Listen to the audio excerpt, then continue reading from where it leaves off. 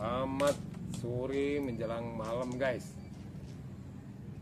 Payakumbuh itu kota kuliner.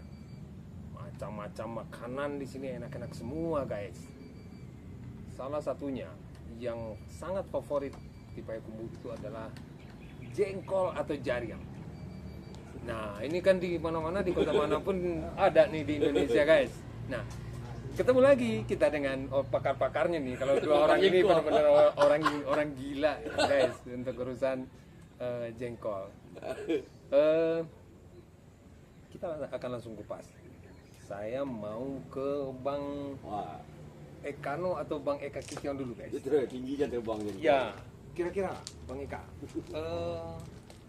Tunggu dulu. Bang Eka suka jariang? Banget. Banget, guys. Apa spesifik masaknya